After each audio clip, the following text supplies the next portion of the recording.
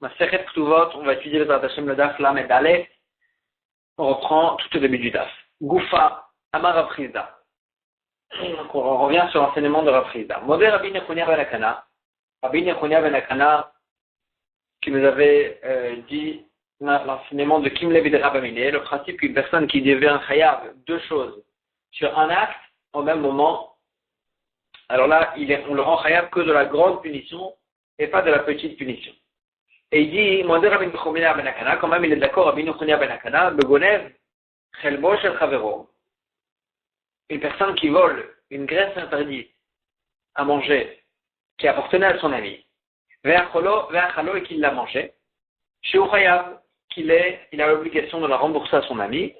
Pourquoi? Parce que c'est vrai qu'effectivement, quand il a mangé de la graisse interdite, il a transgressé un plus grand interdit, mais ça ne le rend pas patour pour autant de rembourser à son ami. Pourquoi? Chez Kvarni Chayav et Ineva Kodem chez Avol Idei Suchelev. Parce que du vol, il s'est rendu Chayav dès le moment où il a élevé, il a pris ce qui appartenait à son ami, la graisse qui appartenait à son ami, et l'interdit de manger la graisse, c'est ça, il a transgressé que quand il a vraiment mis dans la bouche, quand il a vraiment mangé. Et donc, puisque c'est pas venu, les deux interdits, les deux chiyuvim, ils ne sont pas venus au même moment, alors là, il n'y a pas de kim levi de Rabamine, et il sera chayav et de payer à son ami, et sur le fait qu'il a transgressé l'interdit de manger des graisses interdites. Agmar a dit, les mapliga, de Rabbi Avid, peut-être que cet enseignement, il ne va pas comme ce qu'il a dit. Rabbi Avid, d'Amar Rabbi Avid, il nous a enseigné la chose suivante. Azorek, une personne que pendant Shabbat, on sait très bien que dans le domaine public, on n'a pas le droit de transporter, de jeter même un objet 4 amotes plus loin. Maintenant, qu'est-ce qui se passe? Une personne qui jette dans Azorek, reste mitrilat arba, une personne qui jette une flèche dans le Rishut Arabim. Donc, du début des 4 amotes jusqu'à la fin des 4 amotes. Vekara shirain ba'alichato. Et en chemin, la flèche, elle a déchiré un vêtement. Alors là, il s'avère que pendant l'acte du Chilul Shabbat, du fait qu'il a transgressé le Shabbat, il a aussi déchiré quelque chose qui appartenait à son ami. Alors là, la Gemara nous dit, Rabbi Avi nous dit pas tout, bien que il sera chayav sur le fait qu'il a transgressé le Shabbat qu'à la fin des 4 amotes, et il a déchiré la vie de son ami au milieu des 4 amotes, quand même, pas tout. On dit ici le Kim Levi de Rabamine, pourquoi? Chez Akira, Torech Hanachai. Parce que le décollage de la flèche, c'est un besoin pour l'atterrissage. Et pour se rendre chayav dans le Shabbat, il faut qu'il y ait et une Akira et une Hanachai. On a décollé l'objet et qu'on l'a fait atterrir. Et les deux, on les a besoin pour rendre chayav une personne pour Shabbat. Et c'est vrai qu'il ne sera chayav qu'une fois qu'il a reposé l'objet, mais puisqu'on a besoin, on exige vraiment pour le rendre chayav du Shabbat qu'il y ait aussi une akira. Alors dès le moment de l'akira, c'est le début de la melacha qu'il a transgressé le Shabbat, et puisque au milieu, entre les deux, il a déchiré un objet, ça s'appelle qu'il a déchiré le vêtement au milieu de la melacha. Et donc, on va appliquer aussi le principe de Kimne ou de Rabamine. La Gemara a dit d'après ça, on n'a qu'à dire la même chose ici aussi chez nous sur la personne qui a volé la graisse interdite de son ami et qui l'a mise dans sa bouche. À Khanami, on n'a qu'à dire Akba, Torech Achila, oui. On a le fait qu'il a élevé la graisse interdite de son ami pour la mettre dans sa bouche. C'est vraiment un besoin pour la manger.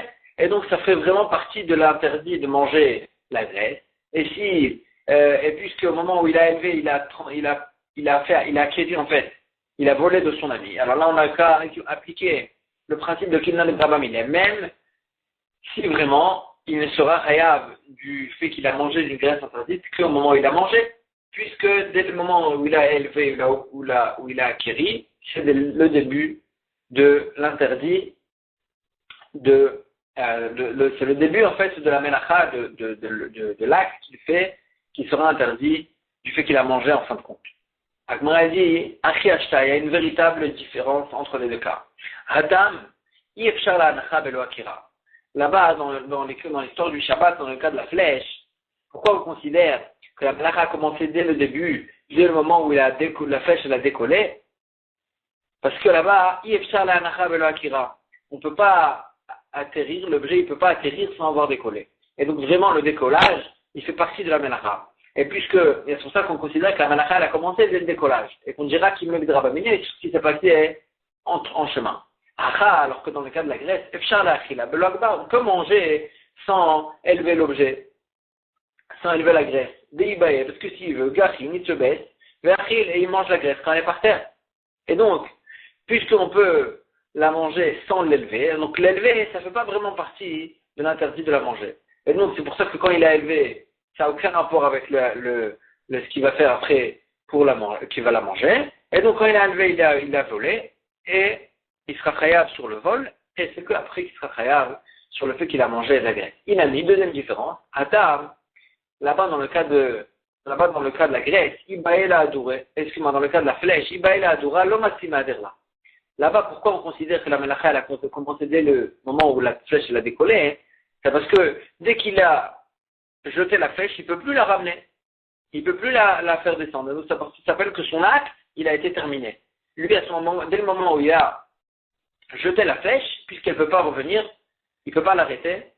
Et donc, ça s'appelle que son acte, il est complètement fini. Et c'est sur cet acte-là qu'il va être hayav et sur le fait qu'il a déchiré l'habit et sur le fait qu'il a transgressé le Shabbat. C'est pour ça qu'on ne rend pas tour sur l'habit. Et alors que chez nous, Matim Aderla, mais dans le cas de la graisse, quand il a élevé la graisse pour la mettre dans sa bouche pour la manger, il peut toujours la laisser avant de la manger. Donc le fait qu'il a élevé, ça ne fait pas vraiment partie de l'interdit de la manger. Donc c'est pour ça qu'il n'y a pas dessus de Kimla B'Dachamid.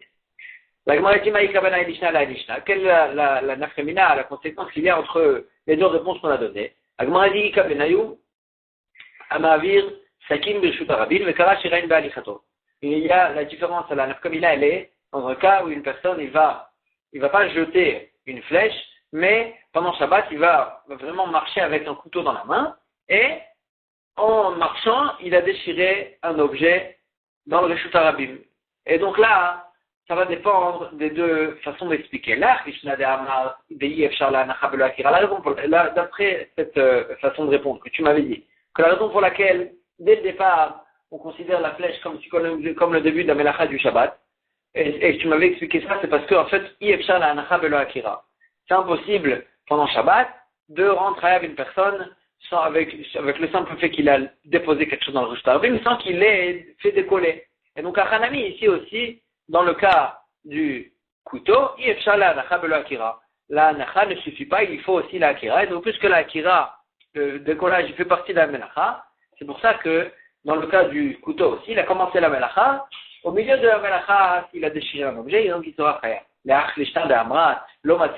d'après la deuxième réponse, on avait dit que la flèche, c'est considéré comme le début de la melacha, parce qu'il ne peut plus, dès qu'elle a décollé, il ne peut plus la ramener. Ici, dans le cas du couteau, il n'a pas jeté le couteau, il marche avec le couteau. Et donc, il peut le lâcher au milieu et arrêter la melacha avant la fin des 4 amos. Et donc, dans ce cas-là, Bémet, d'après cette réponse-là, il ne sera pas chayav, il sera chayav, sur l'habit, parce que ça ne considère pas la melacha comme s'il avait commencé. Et donc, il sera chayav, Bémet, s'il a déchiré un habit en chemin. Goufa, Amar Rabbi Avin, on va s'attarder sur la halakha de Rabbi Avin. Donc, s'il jette une flèche dans le Reshut Arabim pendant Shabbat, du début des 4 amot jusqu'à la fin des 4 amot, et en chemin, la flèche, elle a déchiré un vêtement. Patour, il est patour sur le vêtement, du fait qu'il est chayav sur le Chilul Shabbat.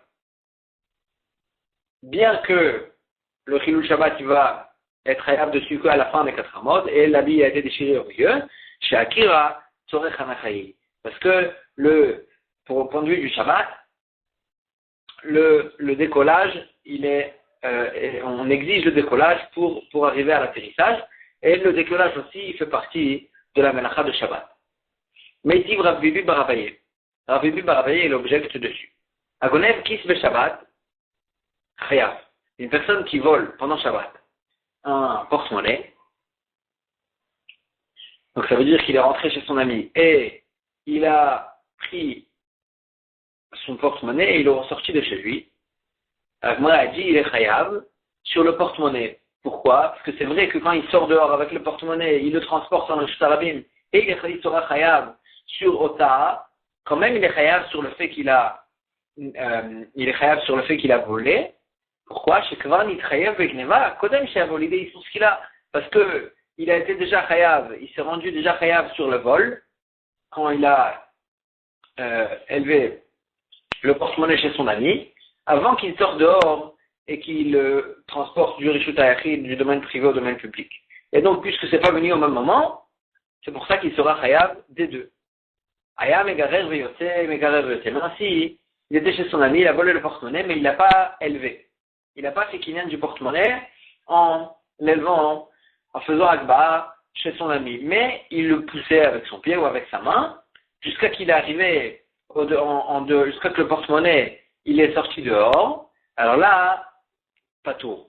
À ce moment-là, il sera pas tour de payer le vol du porte-monnaie. Pourquoi? Sharé, Isur Shabbat vegneva bain kechad. Jusqu'à quel moment il se rendu chayav de Shabbat? Quand il a le porte-monnaie, il est sorti du domaine privé jusqu'au domaine public. À ce moment-là, il a transgressé l'interdit de Hotzar. Et à quel moment, dans le cas où il n'a pas élevé chez lui, celui qui s'est fait voler, il n'a pas élevé chez lui le porte-monnaie, juste il l'a poussé. Alors à quel moment il a acquis en fait le porte-monnaie, le voleur, qu'au moment où il a sorti le porte-monnaie. Le porte-monnaie, il est sorti sur le palier, dehors, en dehors de sa maison.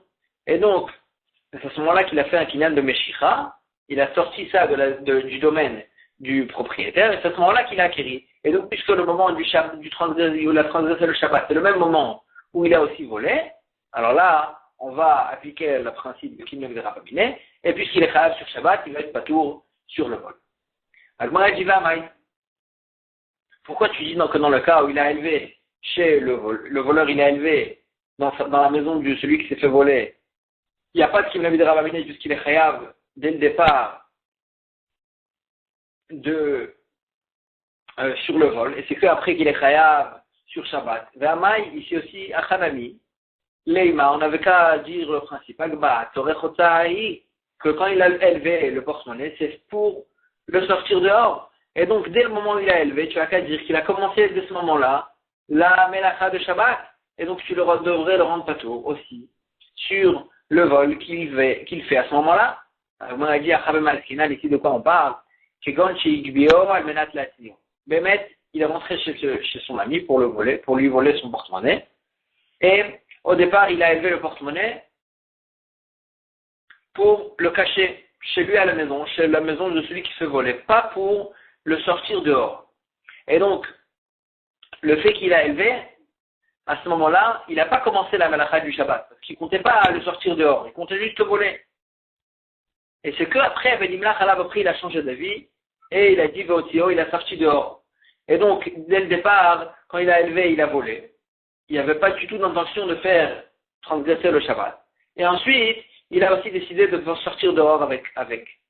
Et donc, c'est qu'après que Bémet, il a transgressé le Shabbat, c'est pour ça qu'il n'est pas tout. Meché Agavna Michayav Admar a dit, est-ce que une personne qui transporte quelque chose, qui sort quelque chose au Rishut Arabim, d'une façon pareille, est-ce qu'il est chayav?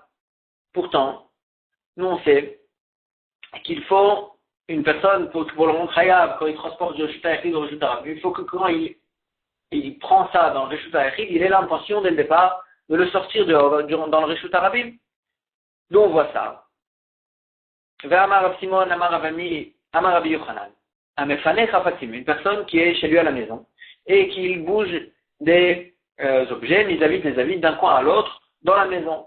Il range sa maison, il bouge des caisses, des objets d'un endroit à l'autre, Venim Lachaleem, et après au milieu du chemin, quand il voulait bouger un objet d'un endroit à l'autre dans la maison, il a changé d'avis, mais il les a sortis dehors dans le Reshut Arabim. Patour, dans ce cas-là, il sera patour.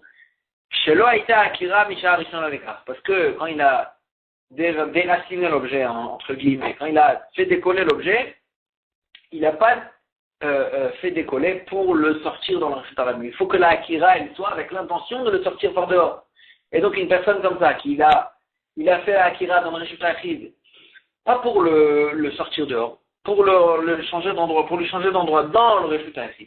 Une personne pareille, il n'est pas chayav bichlal sur cette otar. Je ne parle pas qu'il a transgressé le Shabbat. Et donc, on ne peut pas dire que c'est ça le cas chez nous, dans celui qui a volé l'objet.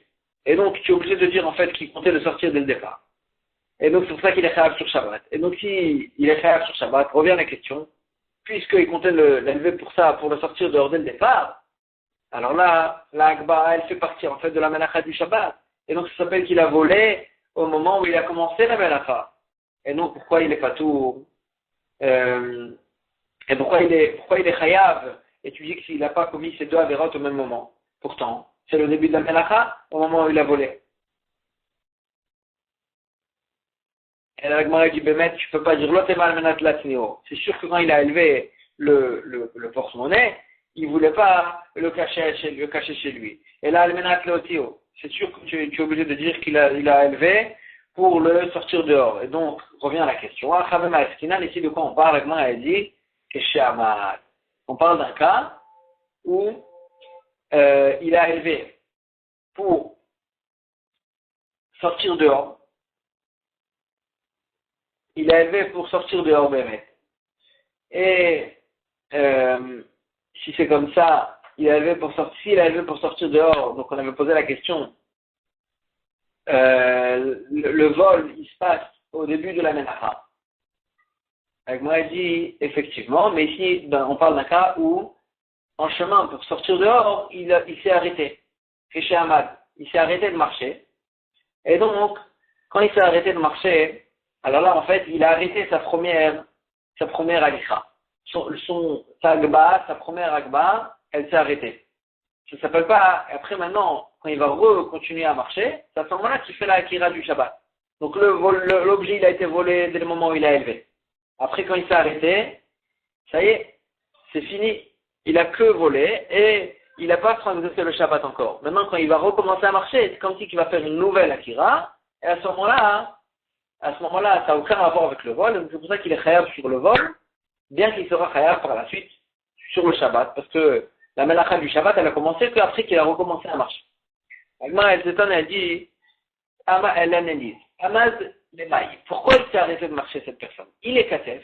S'il s'est arrêté de le marcher juste pour arranger l'objet sur lui-même ou arranger la charge, on réouvre.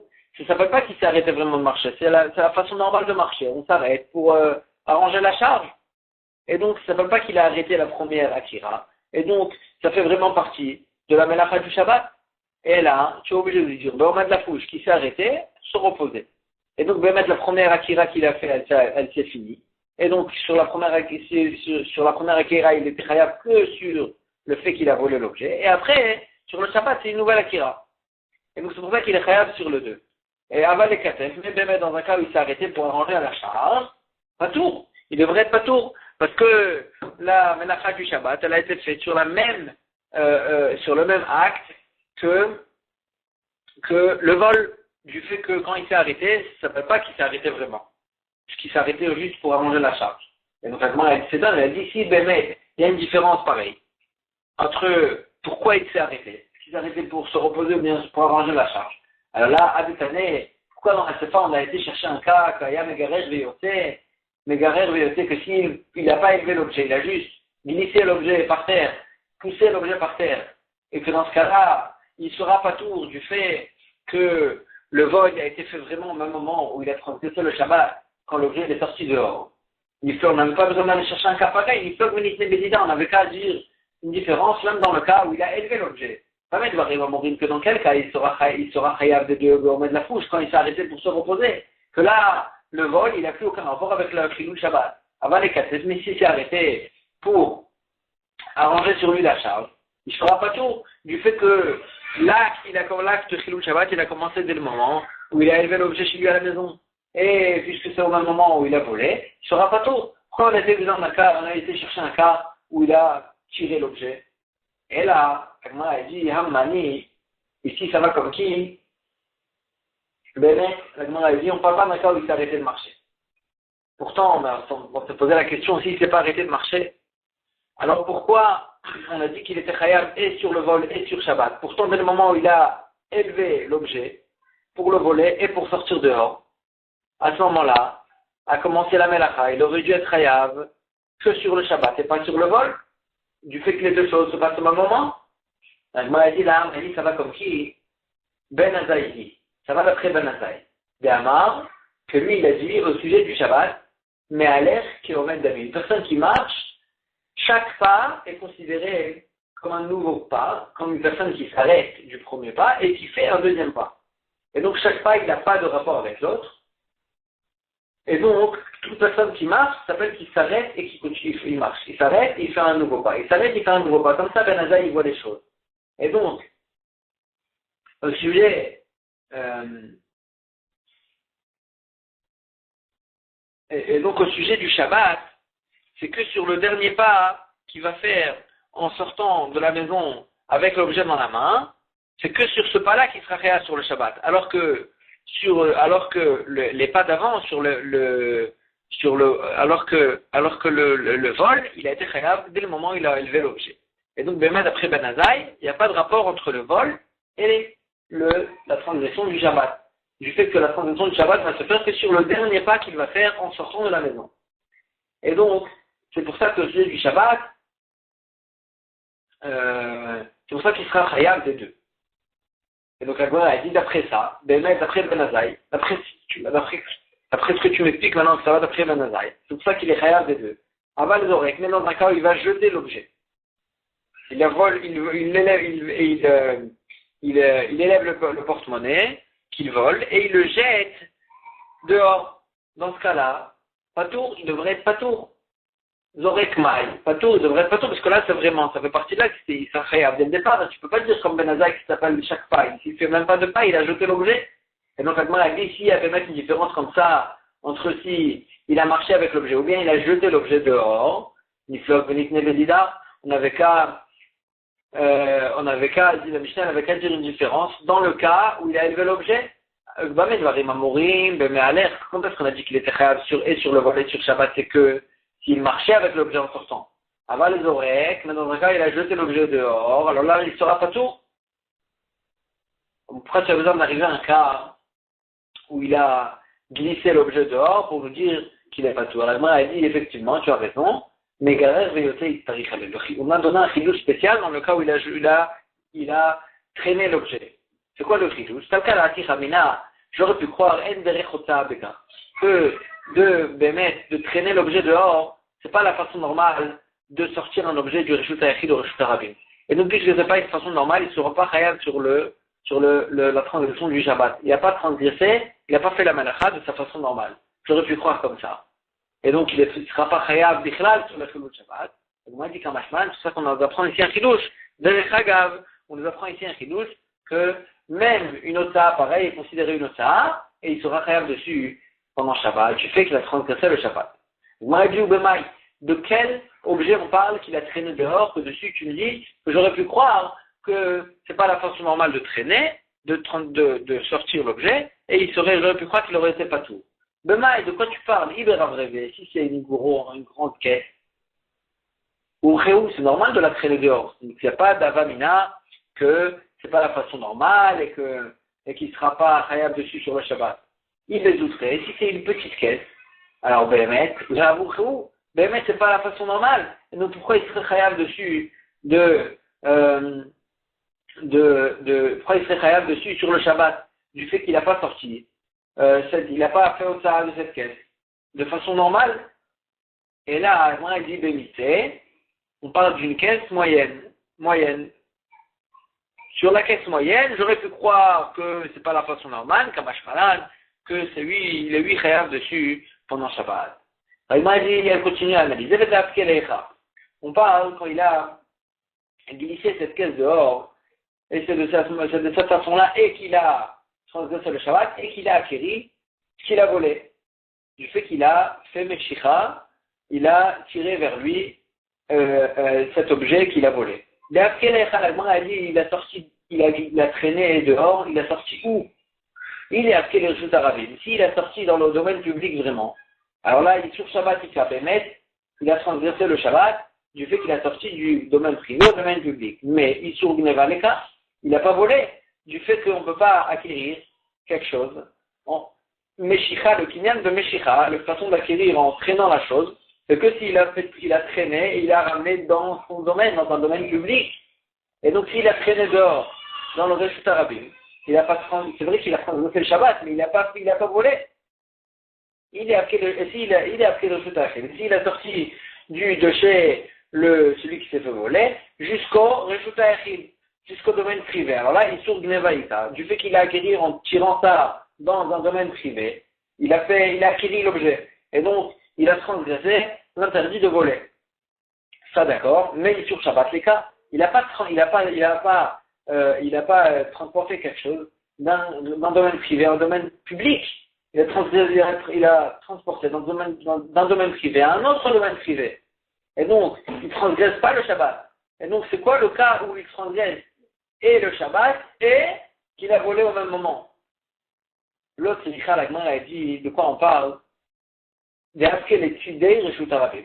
sorti ça de chez celui qui s'est fait voler, il a traîné ça jusqu'à dehors. Dehors, c'était un endroit où ça tombait sur les bords du Reshut Harabim. C'est-à-dire que c'était pas vraiment l'endroit normal où le public y passe, c'était dans un recoin du Reshut Harabim. Et c'est pour ça que d'un côté il a transgressé le Shabbat, du fait que c'est le Reshut Harabim, et d'un autre côté, ça s'appelle, au point de vue des kinyanim, d'acquérir les choses, il a acquis la chose. Parce que c'est pas vraiment un Reshut Harabim. Et la Gemara, elle essaie de comprendre ça. Ou Kirman. D'après qui on parle? Ike Rabbi Eliezer de Amar. Qui on va d'après Rabbi Eliezer qui dit? Si les Reshut Harabim, qui Reshut Harabim d'Amou, que les recoins du Reshut Harabim, ils ont le même statut exactement que le Reshut Harabim. Alors là, si c'est comme ça, c'est vraiment un Reshut Harabim, mais donc on retombe dans la question. Ils sont Shabbatika, ils sont Gnevaleka, qu'il a effectivement transgressé le Shabbat, mais il n'a pas acquis l'objet, parce qu'il n'a pas fait Meshicha dans un domaine privé, et donc il n'a pas transgressé. Il n'a pas vraiment volé l'objet. Ik Rabbanan, et si tu vas d'après Rabbanan, d'amener si c'est Reshut Harabim là, qui est Reshut Harabim là. Qu'ils pensent que le recoin du Reshut Harabim, ils n'ont pas le même statut que le Reshut Harabim. Alors d'accord, c'est pas un Reshut Harabim, c'est un domaine privé. Alors là, on tombe aussi dans la question. Ils sont Gnevaïka, ils sont Shabbat Leka. Il a que volé, mais il n'a pas transgressé le Shabbat, du fait qu'il n'a pas sorti ça dans le domaine public. Et donc c'est quoi le cas où on n'arrive pas à retrouver le cas où il y a et le vol et le Shabbat? Agma a dit, Léolam qui Rabbi Eliezer. Bémat, on va d'après Rabbi Eliezer qui pense que les recours du Reshut Harabim ont le même statut que le Reshut Harabim. Mais il faut faire la différence. Le Chiyama Rabbi Eliezer, c'est des Reshut Harabim qui est le Reshut Harabim d'amour. Quand il a dit Rabbi Eliezer que le recours du Reshut Harabim, ça a le même statut que le Reshut Harabim. Anémilé, tout ce qu'il a dit, c'est que les Inyan Chiyuva des Shabbat. C'est qu'au sujet du Shabbat, que même les recoins ont le statut d'un domaine public, et que si on transporte quelque chose là-bas, ça, ils sont chayav sur le chiyuv du Shabbat. Pourquoi? Des images de Darke Rabim, parce que des fois, il y a beaucoup de gens dans la rue, et ils rentrent même dans les recoins. Et donc, point de vue du Shabbat, puisque les gens ils y vont, ils rentrent dedans, le public il rentre dedans, c'est considéré comme un domaine public, et de transporter là-bas, c'est interdit pendant Shabbat. Aval Inyan Mikna Kane. Mais au sujet des kinyanim, au sujet d'acquérir des choses, c'est pas considéré comme un Reshut Harabim, et on peut faire là-bas un kinyan en tirant la chose là-bas, en faisant Meshicha là-bas. Maïtama, de Alloshriché Rabim. Parce que vraiment, c'est pas fréquent qu'il y ait là-bas du public. Et donc, point de vue des kinyanim, on peut considérer la personne quand il tire quelque chose là-bas qu'il la rentre dans son domaine. Mais au sujet du Shabbat, puisque c'est un endroit qui est fait pour les gens, qui est fait pour le public, et des fois il y a du public qui rentre, alors ça nous suffit pour le considérer un Reshut Harabim.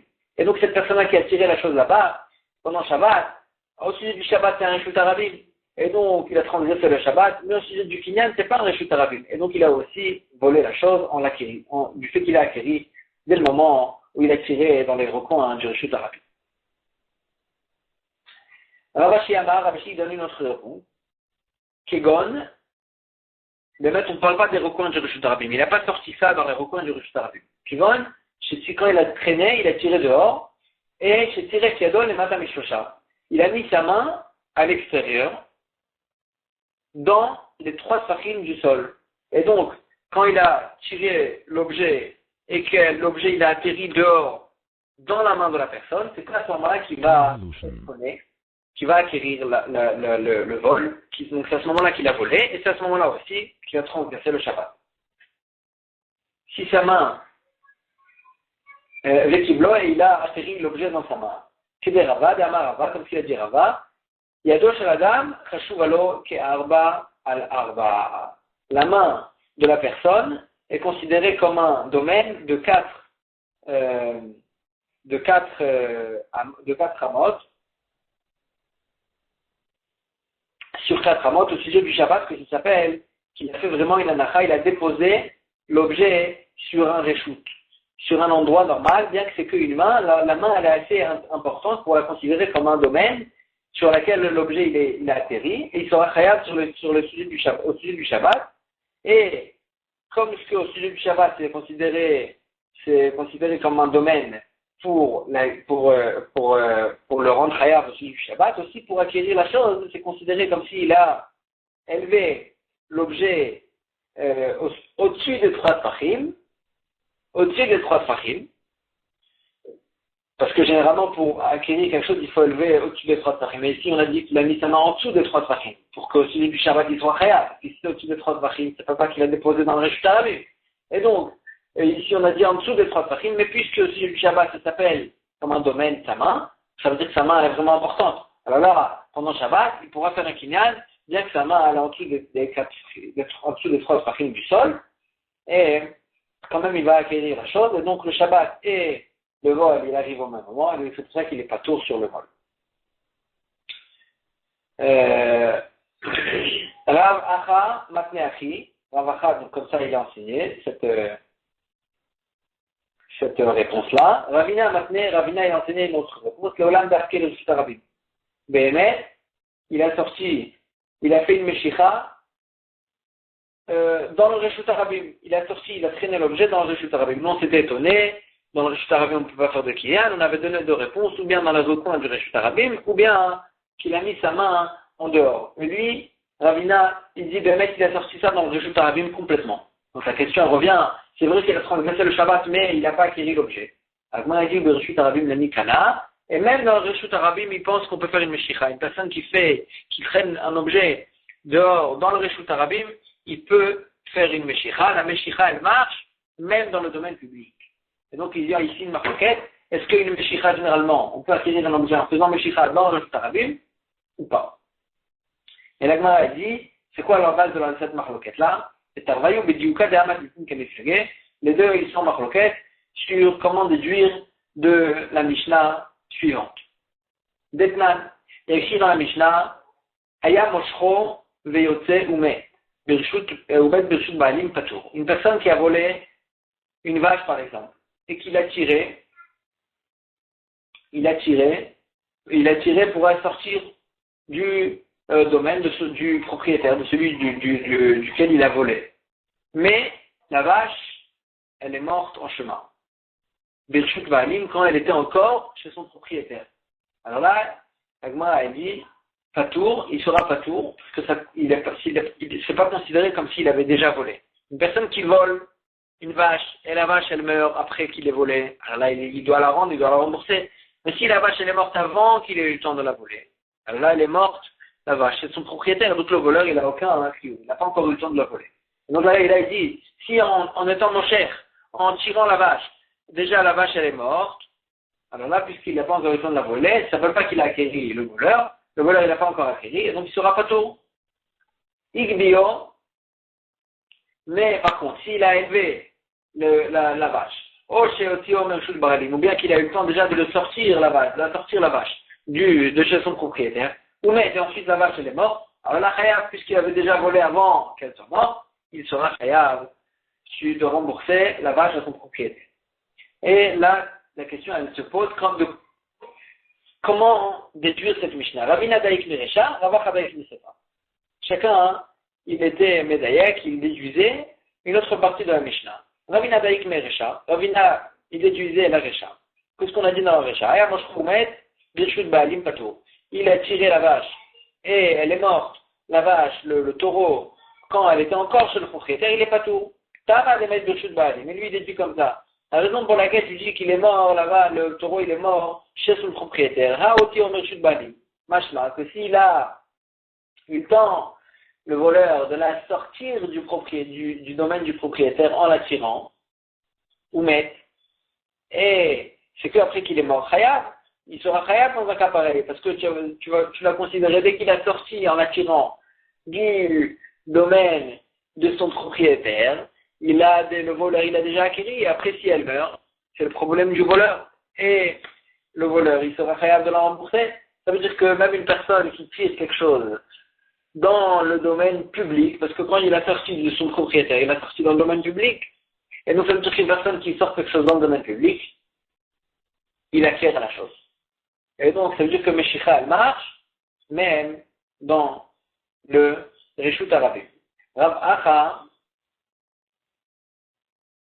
alors que Rav Acha, Dayek Misefa, il faisait le diouk de la Sefa. Qu'est-ce qu'on a dit dans la Sefa? Igbio Sheotio, s'il a élevé le taureau, donc il a acquéri, Sheotio, ou bien qu'il a sorti du propriétaire, de chez le propriétaire, dans ce cas-là, il a déjà volé. Après, s'il mord le taureau, c'est son problème au voleur, il sera khayar.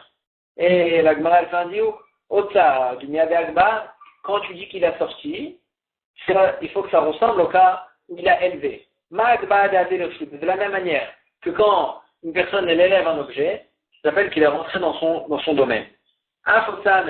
Aussi quand tu parles qu'il a sorti le taureau, pas qu'il a sorti le taureau dans le domaine public, qu'il a ramené vraiment dans son domaine. Et donc c'est que parce qu'il a ramené dans son domaine qu'il sera khayar. Comme ça il déduit la sefa. Qu'il faut que le fait qu'il a sorti du domaine du propriétaire, il faut qu'il arrive dans le domaine du voleur. Et donc c'est machma que la meshicha elle marche, elle fait acquérir au voleur que dans un reshut arabi, pas dans un reshut arabi. Donc chacun il déduit une autre partie de la Mishnah. Et vient d'ici la marloquette. Est-ce que une meshicha peut faire acquérir l'objet, même quand on l'a tiré dans le reshut arabi, ou bien que si on l'a tiré dans le reshut arabi?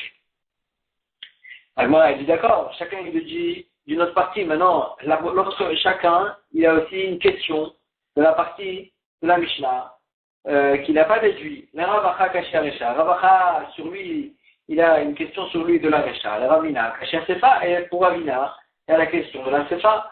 Alors, elle dit Resha le Ravacha lo Kashi la Resha, c'est pas Kashi sur Ravacha. Pourquoi? Kama de la télé Reshut Baidim Karimembe. Tout le temps que c'est pas arrivé dans son propriétaire, dans son reshut, c'est encore dans le reshut du propriétaire. Donc, il faut que ça arrive dans son propre domaine, et quand il a sorti dans le reshut arabim, ça ne va pas suffire. Ça s'appelle que c'est pas encore arrivé dans son domaine. Et c'est pas les Ravina Lokasha, moi elle dit, Ravina aussi, il n'y a pas de question de la Sefa. Ota de Miadagba, l'Andrina. Toi, toute la déduction, elle vient du fait qu'il faut que, quand on l'a sorti, il faut que ça ressemble à l'Agba, quand on l'a enlevé. Que de la même manière que quand on l'a élevé, ça rentre dans le domaine de celui qui l'a élevé. Aussi, quand on l'a sorti, il faut que ça rentre dans un Rishtari. Lui dit non, Agba, ça marche. Et Ota, même quand on l'a sorti dehors dans le domaine public, aussi ça va marcher. Et donc, Béhémet, ils sont en marloquette ici comment déduire la Mishnah. Est-ce que une meshicha dans le domaine public, est-ce qu'on acquiert l'objet? Nafkamina, dans aussi une des nafkamina, c'est est-ce que le voleur il sera khayab à ce moment-là? On va s'arrêter ici pour aujourd'hui. Chazak Baruch.